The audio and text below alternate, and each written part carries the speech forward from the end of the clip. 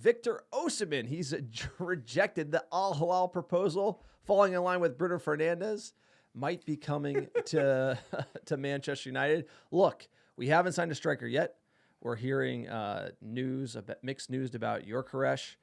Osimhen, he's got those big wages. Apparently Galatasaray is interested. Manchester United are interested. Other clubs tracking as well. But the fact he's not going for the big payday in Saudi means he's up for grabs. And while this transfer has been dismissed earlier in the window, you never know when we get to the end of the window, if we don't have that striker in, you could be going for an Osimhen character. We rate him on the podcast. I think he's got that athleticism, sir. He's got that ability in front of goal to just hit 20 or 30 in the league. He could change Manchester United's attack, but is he worth the big wages and everything else that comes with that?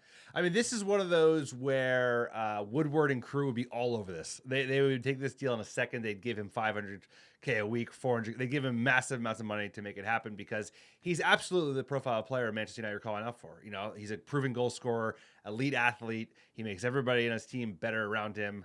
I would take him over the Swede personally, just because of like how dynamic he is. I think I'm a little worried about the Swede. I'm not going to lie. I just feel like we're signing up for like another Højlund. I don't know. Something scares me. He's obviously much better than Rasmus Højlund, but Osimhen, he's such a good player, but the wages at the same time, we're trying to bring the wage book down. The wages that we're hearing for the new signing, Cunha and Mbeumo, are in the 200K range. He wants more like Casemiro, Rashford wages, 350. I don't like that. No, and I think we have to avoid that. He is younger. He's a little bit younger than Gyökeres as well. He's 26, turning 27 this year. I mean, he's unbelievable. That front three would be insane. And Mbeumo with Cunha and Osimhen, like with Bruno Fernandes behind them.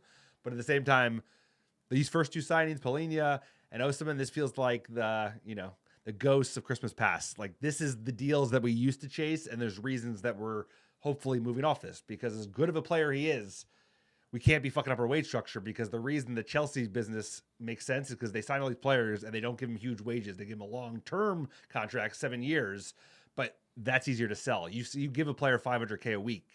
Look at Rashford. Look at Sancho. It makes it very, very problematic, and we don't need any more anchors at the club.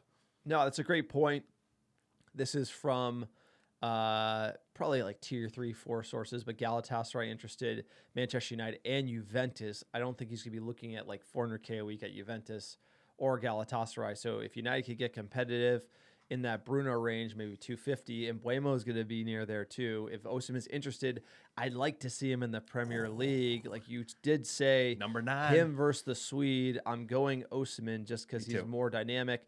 Also, Darwin Núñez like killed it in the Portuguese league. That's a good point. Came over to the EPL and just floundered. So you have to take the Portuguese league with a grain of salt. Versus, I think Osimhen's more of that proven Italy. He's done it in Turkey. He's just got that vintage United striker vibe where he's just a killer up front. Like this attack with Mbeumo and Cunha and Bruno would just be like, this would scare defenses. So I don't think we've scared defenses since Zlatan. Yeah. Since Zlatan was in the team, like people were afraid of him. He was going to score a lot of goals. Like Osimhen, Cunha, Mbeumo, like Ahmad. Yeah, you got some firepower. People are going to be worried about you. Like you could contend. I feel like United, remember they used a to worry player about like us? this. I don't think if you get like an Osimhen in, I think you could be.